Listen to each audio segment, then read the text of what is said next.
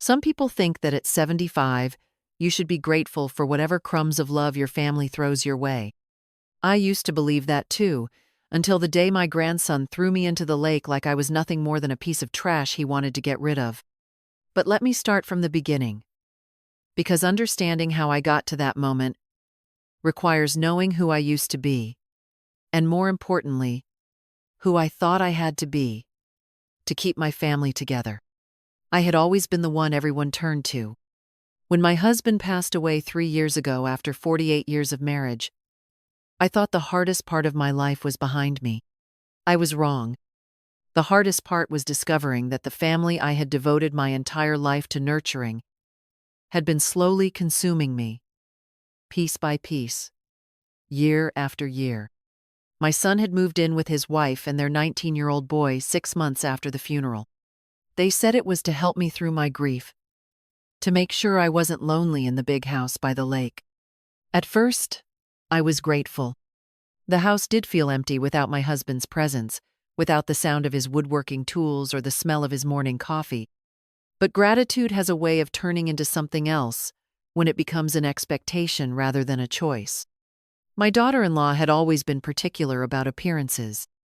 She worked in real estate and was constantly concerned about what the neighbors thought, what her colleagues might say, how things looked from the outside. She had opinions about everything in my house, from the outdated wallpaper to the way I arranged the furniture. At first, her suggestions felt like help. Maybe she was right that the house needed updating. But suggestions became demands, and my preferences became obstacles to overcome. She would rearrange my furniture while I was at doctor appointments, claiming she was just trying to make the space more functional. She threw away my husband's magazines, the ones I had kept stacked by his favorite chair, because seeing them there made it feel like he might walk through the door at any moment. When I asked about them, she waved her hand dismissively and said they were just collecting dust and attracting bugs. My son went along with everything she said. He had always been gentle, perhaps too gentle. And somewhere along the way, he had learned that agreeing with his wife was easier than standing up to her. When I tried to talk to him about wanting to keep my husband's tools or preferring my own brand of coffee, he would sigh and say his wife was just trying to help, that I should be grateful someone cared enough to improve my living situation. The word grateful became a weapon they used against me regularly. Their boy was something else entirely. At 19, he was everything his mother had shaped him to be. Spoiled and entitled and completely convinced that the world revolved around his needs. He had been the star of his high school football team, and now he was planning to attend an expensive private college that I had been quietly helping to fund through an education savings account. He treated my house like his personal playground. He left dirty dishes wherever he finished eating, expecting me to clean up after him. His friends would come over at all hours, tracking mud through my floors, leaving empty bottles and food wrappers scattered around. When I asked him to be more considerate, he would look at me like I was being unreasonable and say that he was just being a normal teenager, that I should loosen up. His mother always took his side. "Boys will be boys," she would say, as if that excuse justified everything. She encouraged his behavior, laughing when he made jokes at my expense, telling her friends how funny it was that he called me by my first name instead of showing proper respect. The small disrespects accumulated like drops of water on stone, slowly wearing away my sense of worth and my place in my own home. I began to feel like a guest in the house I had lived in for over 20 years, like someone who was tolerated rather than welcomed. I told myself that this was what family looked like in modern times. I convinced myself that I was being too sensitive, too set in my old ways. They were busy people with busy lives, and I should be understanding of their different approach to family relationships. But deep down, in the quiet moments when I was alone in my bedroom at night, I knew something was wrong. I could feel myself shrinking, becoming smaller and quieter, and more invisible each day. I was walking on eggshells in my own home, constantly worried about saying or doing something that would upset them. The financial aspect made everything more complicated. They had gradually taken over managing my bills and bank accounts, claiming it would be easier for me not to worry about such details. My daughter-in-law had convinced me to give her power of attorney, saying it was just a practical measure in case I ever became unable to manage my own affairs. At the time, it seemed reasonable, but once she had access to my accounts, she began making decisions without consulting me.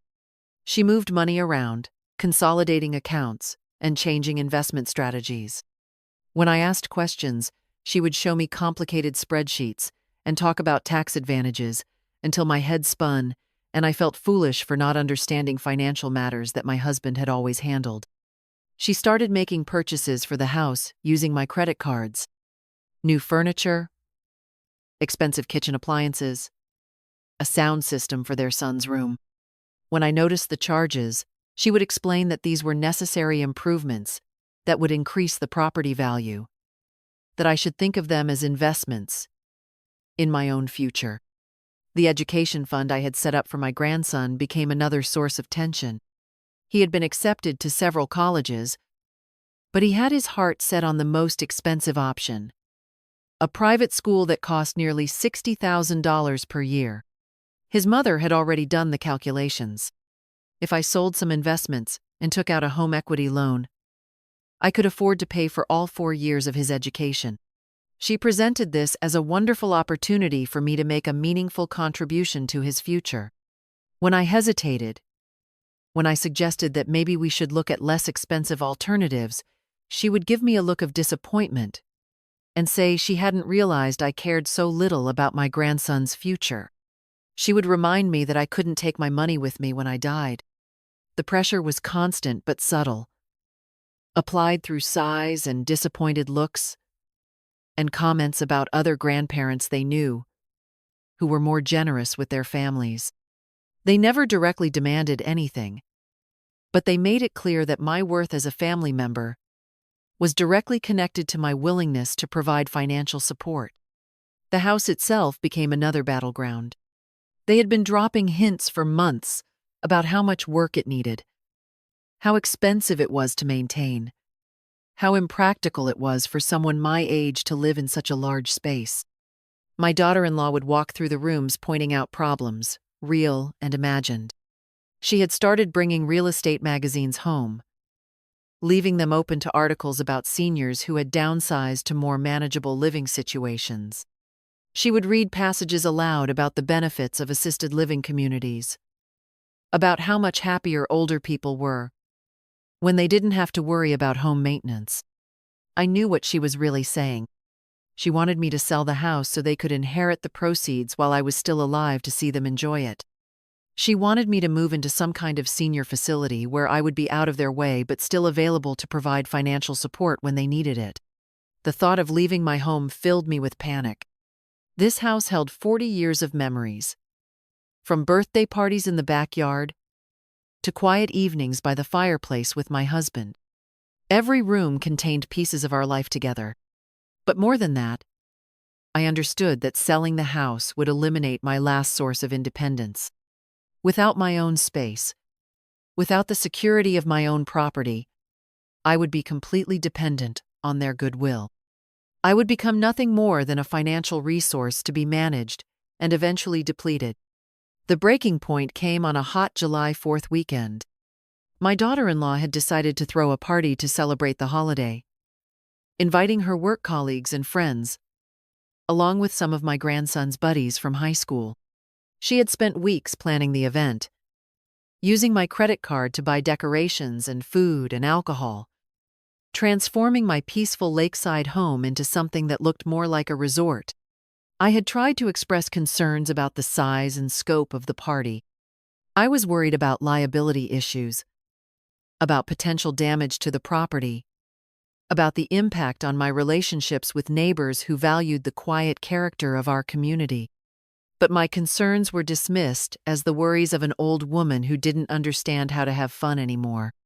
The party was everything I had feared and worse.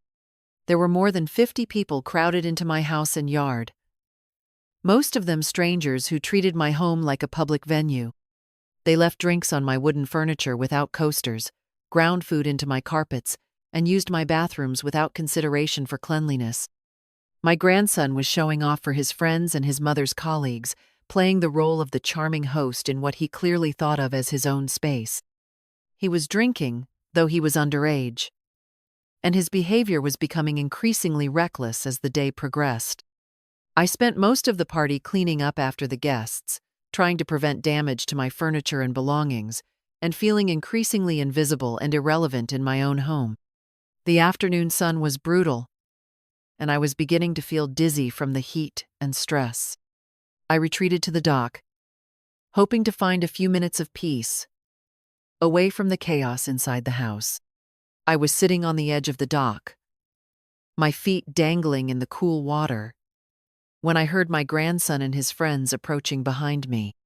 They were laughing about something, their voices loud and slurred from drinking. I could hear them talking about social media posts and videos they wanted to make. What happened next occurred so quickly that I barely had time to understand what was happening before I found myself falling through the air toward the dark water below. My grandson had grabbed me from behind, lifting me up despite my protests and struggles, while his friends cheered and recorded everything on their phones. He was shouting something about an ice bucket challenge, laughing as he carried me to the end of the dock and threw me into the lake like I was a piece of debris. The shock of hitting the cold water drove all the air from my lungs. I went under completely, my summer dress tangling around my legs, my sandals falling off my feet. For a terrifying moment, I couldn't tell which way was up. I had been a decent swimmer in my youth, but I was 75 years old and I hadn't been in the water in years. When I finally surfaced, gasping and disoriented, I could hear laughter coming from the dock above me. My grandson and his friends were still recording, still treating my near drowning as entertainment for their social media accounts. I could hear my grandson's voice clearly, joking about how much better I swam than he had expected. I struggled toward the shore, my wet dress weighing me down, my heart pounding with exertion and shock and something else that took me a moment to identify. It was rage, pure and clean, and more powerful than anything I had felt in years. A neighbor, an older man who lived next to mine, had seen what happened from his yard. He waded into the water to help me, his face grim with disapproval, as he guided me toward the shallow area where I could stand up safely. He wrapped a towel around my shoulders and helped me out of the water, asking quietly if I was hurt, if I needed medical attention. When I finally made it back to the house, dripping and exhausted, I expected to find concern, apologies, some acknowledgement that what had happened was wrong. Instead, I found my daughter-in-law holding court in my living room, telling the story to her friends as if it were the funniest thing that had ever happened. She saw me standing in the doorway and waved me over with a bright smile, as if nothing unusual had occurred. She was describing how surprised everyone had been when I actually managed to swim back to shore, how the whole thing had been captured on video and would probably go viral on social media. My son was standing nearby, nodding along with her narrative, occasionally adding details about how funny I had looked when I hit the water. He noticed my expression and came over to pat my shoulder in what I suppose he thought was a comforting gesture. He told me not to take things so seriously, that it had just been a harmless prank, that I was making everyone uncomfortable by acting so upset about something that was obviously meant to be fun. He said I was embarrassing myself by overreacting. That was the moment I understood with perfect clarity that I had been living with people who saw me as an object rather than a person, as a resource to be managed, rather than a human being, deserving of basic respect and consideration. They had thrown me away as casually as they might discard an empty bottle, and then they had expected me to be grateful for the attention. Something fundamental shifted inside me during that conversation. The part of me that had always tried to keep the peace, that had always prioritized their comfort over my own dignity, simply stopped working. I excused myself and went upstairs to my bedroom, where I sat on the edge of my bed in my wet clothes and tried to process what had just happened. For the first time in months, maybe years, I was thinking clearly. The fog of confusion and self-doubt that had surrounded me for so long was lifting. I had been allowing them to destroy me slowly, piece by piece, and I had been collaborating in that destruction by making excuses for their behavior. I had been so afraid of losing them, so desperate to maintain some connection to family, that I had given up everything that made life worth living. But I wasn't dead yet, and I still had choices to make about how I wanted to spend whatever time I had left. The next morning, after the party guests had finally left and my family had retreated to their rooms, I called my oldest friend and asked her to come over. She had been trying to talk to me about my living situation for months, but I had always defended my family and insisted that everything was fine. When she arrived and saw the state of my house and the exhaustion in my face, she didn't say "I told you so." She just sat down beside me and listened while I told her everything that had been happening, everything I had been too proud or too frightened to admit before. She had been a teacher for 30 years before retiring, and she had seen plenty of situations where people were being taken advantage of by those they trusted most. She helped me understand that what I was experiencing had a name and a pattern that was unfortunately common among older adults. More importantly, she helped me understand that I still had options, that the legal documents I had signed could be revoked, that the power I had given away could be reclaimed if I was willing to take the necessary steps to protect myself. She drove me to see a lawyer that very afternoon, an attorney who specialized in elder law and estate planning. The lawyer listened to my story with growing concern and assured me that my instincts about my situation were absolutely correct. The lawyer explained that I could revoke the power of attorney I had given to my daughter-in-law, that I could regain control over my own financial accounts and decision-making processes. But he also warned me that taking these steps would likely create significant conflict with my family. He suggested that I might want to consider making these changes gradually, in ways that would protect me legally, while giving me time to prepare for the challenges that would follow. He recommended that I document everything and think carefully about what kind of relationship I wanted to have with my family going forward. The process of reclaiming my life was more complicated than I had imagined, but it was also more empowering than I had dared to hope. Each step I took to protect myself made me feel stronger and more capable of handling whatever came next. I started by opening a new bank account that only I had access to, and I arranged to have my Social Security and pension payments deposited there.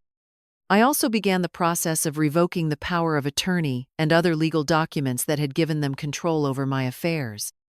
The hardest part was accepting that they were not going to change, that no amount of conversation or explanation was going to make them treat me with the respect I deserved. I had spent so many months trying to find ways to make the relationship work, but the truth was that they had already decided what role they wanted me to play in their lives. The confrontation I had been dreading finally came when they discovered the changes I had been making. My daughter-in-law was furious when one of my regular payments failed to arrive in the joint account she had been monitoring. She accused me of being secretive and paranoid, of making decisions that would hurt the entire family, of being influenced by outside people who didn't understand our situation. My son was more disappointed than angry, but his disappointment felt almost worse than her rage. None of them seemed to have any memory of the lake incident, or any understanding of how their treatment of me had contributed to my decision to make these changes. In their minds, I was simply being difficult and ungrateful. The conversation that followed was one of the most difficult of my life, but also one of the most necessary. I told them clearly that I would no longer allow them to make decisions about my life without my input, that I would not continue to fund their lifestyle without having a say in how my resources were used. I explained that I loved them and wanted to maintain a relationship with them, but that the relationship would have to be based on mutual respect rather than on my willingness to be managed and controlled. They responded exactly as the lawyer had predicted. They threatened to move out, to cut off contact, to prevent me from seeing my grandson. They accused me of being selfish and unreasonable, of caring more about money than about family relationships. But for the first time in months, their threats didn't frighten me. I told them that I would be sorry to see them go, but that I understood if they felt they needed to find living arrangements that better suited their needs. I told them that my door would always be open if they wanted to rebuild our relationship on a foundation of mutual respect. They moved out within 2 weeks, taking with them not just their belongings but also several items that belonged to me, including some of my husband's tools and a few pieces of jewelry that had sentimental value. I chose not to fight about these things because I understood that their taking them was a form of punishment. The house felt empty after they left, but it was a different kind of emptiness than I had experienced after my husband died. This emptiness felt clean and peaceful rather than heavy and oppressive. For the first time in months, I could walk through my own rooms without feeling like I was trespassing. My friend was a constant source of support during this transition. She helped me understand that the sadness I was feeling was a normal response to the end of any significant relationship, even one that had been harmful. She reminded me that I had not chosen to end the relationship but had simply chosen to change the terms on which it would continue. She also helped me begin to envision what my life could look like now that I was free to make my own decisions. We started taking day trips to places I had always wanted to visit, signing up for classes that interested me, exploring hobbies I had set aside during the years when I was focused primarily on managing family relationships. The financial freedom that came with regaining control over my resources was almost as liberating as the emotional freedom. I could choose how to spend my money based on my own values rather than on other people's expectations. I decided to use some of my savings to travel, something my husband and I had always planned to do but never gotten around to. I booked a cruise to Alaska, a trip I had dreamed about for years but had never thought I would be able to take by myself. I also made some charitable contributions to causes that were important to me, including a scholarship fund at the local community college. It felt good to use my resources in ways that reflected my own values, rather than simply funding other people's plans. The relationship with my family remained strained for several months after they moved out. There were occasional phone calls, usually initiated by my son, but the conversations were awkward and superficial. They seemed to be waiting for me to apologize for the changes I had made. But I had no intention of apologizing for reclaiming my own life. I missed them, especially my grandson, but I didn't miss the constant stress and anxiety that had characterized our relationship. Gradually, very gradually, we began to find ways to interact that worked for everyone involved. My son started visiting me occasionally, usually by himself, and we were able to have conversations that felt more balanced and respectful. My daughter-in-law remained distant, but she stopped actively trying to convince me to reverse the changes I had made. My grandson took the longest to adjust, but eventually, he began to understand that our relationship could continue, just on different terms. The legal and financial changes I had made protected not just my immediate well-being but also my long-term security. I was able to ensure that my assets would be managed according to my own wishes, that my care needs would be addressed in ways that preserved my dignity and autonomy. More importantly, I had learned that it was never too late to stand up for myself, to insist on being treated with respect, to prioritize my own well-being over other people's convenience. The process had been difficult and sometimes painful, but it had also been empowering in ways I had not expected. I discovered that I was stronger and more resilient than I had given myself credit for, that I could handle conflict and rejection better than I had imagined. I learned that being alone was not the same thing as being lonely, that solitude could be a source of peace, rather than a burden. Most importantly, I learned that love and respect are not the same thing, that people can claim to love you while treating you in ways that are fundamentally disrespectful and harmful. Real love includes respect for the other person's autonomy and dignity and well-being. The relationships I have now are based on mutual consideration and genuine affection rather than on obligation and convenience. They are smaller in number but much richer in quality. I still live in my house by the lake, and I still treasure the memories it holds of my life with my husband.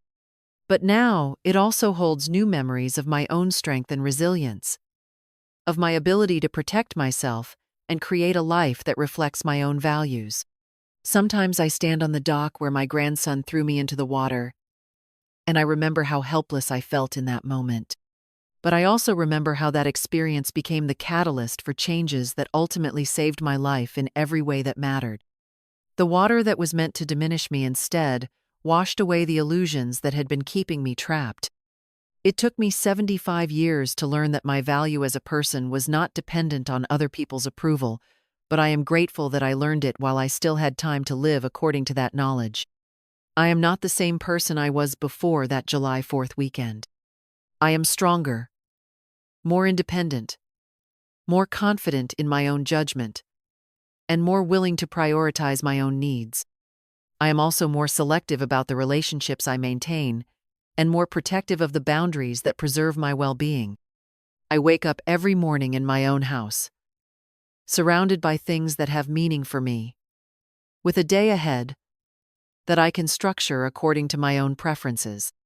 It is a simple life, but it is entirely my own, and that makes it more valuable than anything I gave up to achieve it.